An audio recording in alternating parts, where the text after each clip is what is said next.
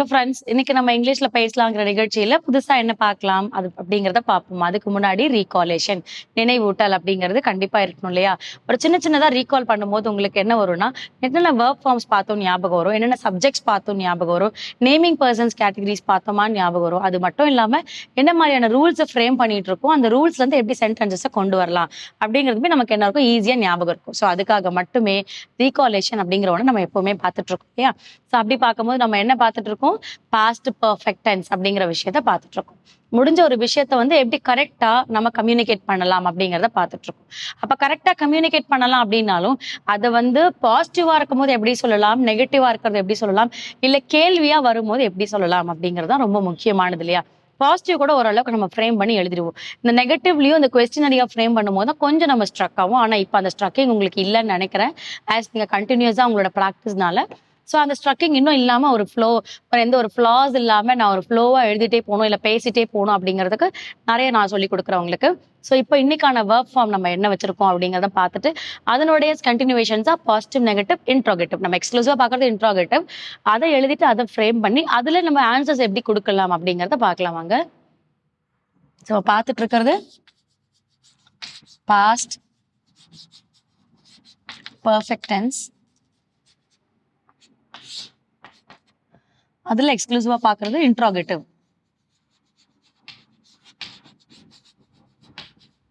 இல்லையா? ஸோ இன்ட்ராகேட்டிவ்னும் போது which stands for question. So இப்போ நம்ம என்ன இன்ட்ராகேட்டிவ் பாசிட்டிவ் நெகட்டிவ் வந்தாலும் யார் வேணும், கொஸ்டின் வேணும் இல்லையா? V1 V2 V3 அப்படிங்கிறது. ஸோ நான் என்ன வெர்ப் ஃபார்ம் எடுக்கிறேன்னா, நான் ஆல்ரெடி எடுத்தது தான் டூ அப்படிங்கிற ஒரு வெர்ப் ஃபார்ம் எடுக்கிறேன், which is for present. And V2 வரும்போது பாஸ்ட், V3 வரும்போது PP பாஸ்ட் பார்ட்டிசிபிள். ஸோ அப்போ டூ அப்படின்ற ஒரு ப்ரெசன்ட் ஃபார்ம் எடுக்கும் போது என்ன சொல்றாங்க, செய் அப்படிங்கிறது தான். அப்ப டூ திஸ், இந்த வேலையை செய் அப்படிங்கிற மாதிரி. இதே நான் செகண்ட் ஃபார்ம்ல வரும்போது டிட் அப்படின்னு சொல்றேன், அதுக்கு என்ன சொல்றாங்கன்னா செய்தது அப்படின்றாங்க. இது வந்து செகண்ட் ஃபார்ம்ல. இதுவே தேர்ட் ஃபார்ம் டன் அப்படின்னு எடுக்கிறாங்க அப்படின்னா முடிந்தது.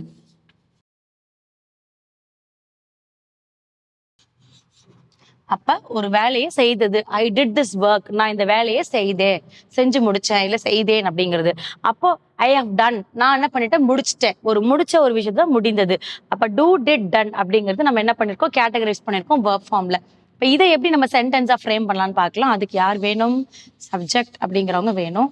நம்ம கிட்ட என்னெல்லாம் சப்ஜெக்ட்ஸ் இருக்கு, I, we, you, he, she, they.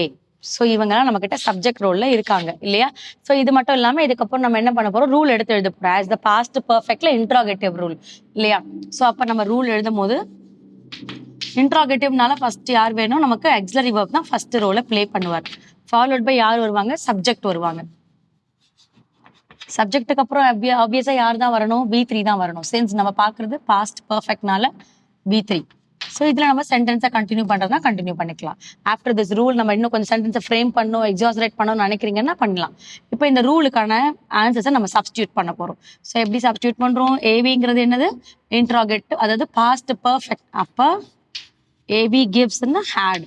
AV கிட்ட நிறைய இருக்கு, can, could, may, might, have, அப்புறம் need to, ought to, dare to, அந்த மாதிரி நிறைய ஆக்ஸிலரி வெர்ப்ஸ் இருக்கு. பட் நம்ம இங்க பாஸ்ட் பர்ஃபெக்ட் பாக்குறதால ஹேடுங்கிறத எக்ஸ்க்ளூசிவா எடுக்கிறோம். நெக்ஸ்ட் சப்ஜெக்ட் வரும்போது இங்க இருக்க சப்ஜெக்ட்ஸ்ல எது வேணா எடுக்கலாம், இல்ல பர்சன் நேம்ஸ் கூட நீங்க எடுத்துக்கலாம். ஸோ அப்ப நான் என்ன பண்றேன், யூ அப்படிங்கிற கேட்டகரி எடுக்கிறேன். தென் V3 நமக்கு இங்க என்ன இருக்கு, டன். அதாவது நான் V3 டன் எடுக்காம பிபின்னு மென்ஷன் பண்றேன். Because since we are applying rule apply தான் பண்றேன், சென்டென்ஸா நான் ஃப்ரேம் பண்ணல. ஸோ அதனால V3 அண்ட் பிபி அப்ளை பண்ணிருக்கேன். ஸோ இப்போ நான் இது சென்டென்ஸா ஃப்ரேம் பண்றேன். எக்ஸாம்பிள், இன்ட்ராகேட்டிவ் சென்டென்ஸா எக்ஸாம்பிள் எழுதுறோம். ஸோ அப்ப என்ன பண்றேன், ஹேட், என்ன சப்ஜெக்ட் அப்ளை பண்ணிருக்கோம், யூ. அப்ப நம்ம கிட்ட இருக்க பிபி என்னது, டன். அப்ப ஹேட் யூ டன், நீ முடிச்சிட்டியா அப்படிங்கிற மாதிரி இல்லையா? ஸோ அப்ப ஹேட் யூ டன் என்னது, your homework, had you done your homework அப்படிங்கிற மாதிரி.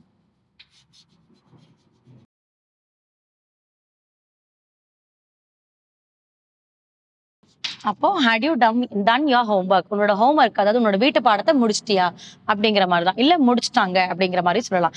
ஏன்னா இந்த இடத்துல முடிந்தது தான். ஸோ அதனால முடிச்சிட்டியான்னு கூட கேள்வியா கேட்க வேணாம். Had you done your homework அப்படிங்கிற மாதிரி.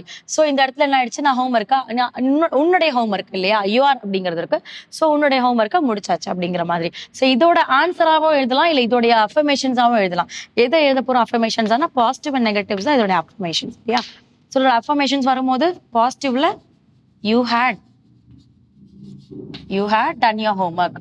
Since inverting of a subject இல்லையா, சப்ஜெக்ட் இங்க இருக்கு, இது இன்வெர்ட் ஆகுது இந்த இடத்துக்கு. எப்போ பாசிட்டிவ் அப்ப you had done your homework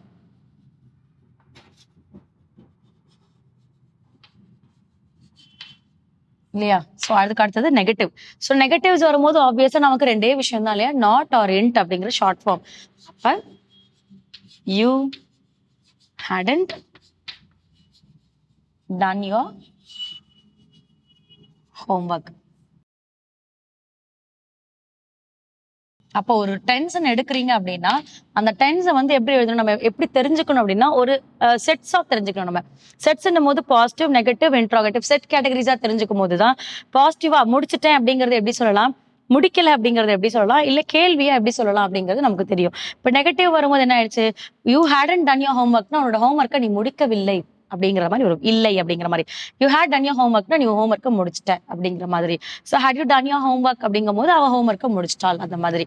so அப்போ அதுக்கேற்ற மாதிரி ஒவ்வொரு சென்டென்ஸ்க்கும் ஒவ்வொரு அஃபர்மேஷன்ஸ்க்கும் கேட்டகரி வைஸ் உங்களுக்கு மாறும். உங்களோட தமிழ் ஆக்கங்களும் உங்களுக்கு மாறிக்கிட்டே வரும். ஸோ இன்னைக்கான டூ டிட் டன் அப்படிங்கிற ஒரு வேர்ப் ஃபார்ம் வச்சுட்டு உங்களோட ஹோம்ஒர்க்கை ஒரு 5 to 10 செட் ஆஃப் சென்டென்ஸ் எழுதுங்க. 10 சென்டென்ஸ் சொல்ல 10 செட் ஆஃப் சென்டென்சஸ் எழுதுங்க. ஸோ அப்படிங்கும் போது உங்களுக்கு நிறைய ஐடியாஸ் கிடைக்கும். அடுத்த கிளாஸ்ல அடுத்த வேர்ப் ஃபார்மோட மீட் பண்றேன். தேங்க்யூ.